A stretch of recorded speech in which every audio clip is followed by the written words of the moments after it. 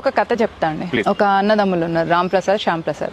రామ్ ప్రసాద్ కి పెళ్ళైంది, 2 పిల్లలు. శ్యామ్ ప్రసాద్ కి పెళ్ళైంది, 2 పిల్లలు. రామ్ ప్రసాద్ భార్య, శ్యామ్ ప్రసాద్ భార్య తోడికోడళ్ళు అయిపోయి మన దానిలో సహజం కదా గొడవ పెట్టుకోవడం. ఇద్దరికి పడలేదు, కోట్ల ఆస్తి, ఇద్దరు విడిపోయినారు, ఎవరింట్లో వాళ్ళు ఉంటున్నారు. ఒక అబ్దుల్లా వచ్చింది బంగ్లాదేశ్ నుంచి, రోహింగ్యా ముస్లింలు అనుకోండి. వాడికి 4 భార్యలు ఉన్నారు, 18 మంది పిల్లలు ఉన్నారు. రామ్ ప్రసాద్ ఇంట్లో పనికొచ్చిండు.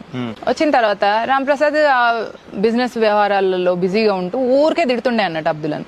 అప్పుడు అడిగిందంట రామ్ ప్రసాద్ భార్య, సార్ నేను ఇట్లా తిడుతుంటే నీకు కోపం వస్తలేదా అబ్దుల్లా అంటే, ఎందుకు కోపం వస్తుంది మేడం, సార్ పని చేసేది నా భార్య నా పిల్లల కోసమే కదా. അങ്ങനെ అప్పుడు రామ్ ప్రసాద్ భార్య మా ఆయన నీ కోసం నీ పిల్లల కోసం ఎందుకు చేస్తున్నాడు, నా కోసం నా పిల్లల కోసం చేస్తుండే కదా అని అన్నాడు. అంటే మేడం వీడు ఎంత తెలివైనాడు అంటే వీనికి స్ట్రాటజీ ఉంది, వీనికి ప్లానింగ్ ఉంది, వీనికి ఒక ఎజెండా ఉంది. 2 శ్యామ్ ప్రసాద్ రామ్ ప్రసాద్ ఇద్దరికి కలిసి పని చేస్తాడు అనమాట. అంటే ఇక్కడ ఆఫీస్ లో ఈయనకు బిజినెస్ కి, అక్కడ ఆయనకు బిజినెస్ కి. ఎందుకంటే అన్నదమ్ముల మధ్యలో ఎంత బ్రేక్ ఏం రాదు కదా సహజంగా. తోడుకోడళ్ళకి రాదు, ఫ్యామిలీ వేరే ఉంటది కానీ అన్నదమ్ములు మంచి మాటలు ఉన్నారు కాబట్టి వీడు ఇద్దరికి మీడియేటింగ్ ఉన్నారు. చెప్తున్నాడు, రేపు నాకు 18 మంది పిల్లలలో నాకు 9 మంది కొడుకులు ఉన్నారు, ఎవరో ఒక కొడుకు ఎవడో ఒకటి నీ కూతుర్నే లైన్లు వేస్తాడు, లవ్ జిహాద్ అని మీరు మొత్తుకుంటారు. అరే నా చెల్లెని ఎట్లా వేసుకోపోతావురా అని చెప్పేసి నీ కొడుకు వస్తాడు. నీకు లింగులు ఇట్టుకోమనుకుంటా ఒకడే కొడుకు, నాకేమో 8 మంది కొడుకులే.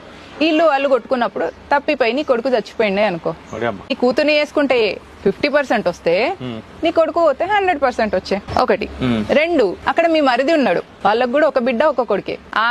నీ మరిది కూతురు నీ కూతురు బాగా క్లోజ్. సో ఆ పిల్లని కూడా మావాడేవాడో ట్రాప్ చేసేది ఉంటే అప్పుడు అమ్మాయికి అక్క దగ్గర ఉంటాం, అక్క నేను కలిసి ఉంటాం అని చెప్పేసి అది కూడా వస్తుంది. అక్కడ నుంచి ఇంత ఆస్తి వచ్చే. అసలు మీ మొత్తం ఫ్యామిలీలో ఉన్న ఆస్తిలో 2/3 నాకే వచ్చే. మీరు అంతా నా కోసమే పని చేయబట్టే నేను ఇంకా దేని గురించి ఆలోచించాలి, దేని గురించి బాధపడాలి, పిల్లల్ని కనుక్కుంటే అయిపోతుంది కదా అని. ఈ కథ ఖచ్చితంగా సెపరేట్ గా కట్ చేసి దీనికంత బ్యాక్గ్రౌండ్ మ్యూజిక్ వేసి జనాలకి ఇంట్రెస్టింగ్ గా తయారు చేసి, ఎందుకంటే ఖచ్చితంగా చూడాల్సినటువంటి కథ కాబట్టి ఎంత వీలైతే అంత ప్రయత్నం చేస్తాం. దయచేసి ఈ వీడియో షేర్ చేయడమే కాదు, ఈ కథ సెపరేట్ గా షార్ట్స్ లో పెడతాం, అది కూడా మీరు డౌన్లోడ్ చేసి పంపినా సరే అబ్బా ఖచ్చితంగా ప్రపంచానికి తెలుపుర్రి. వామ్మో.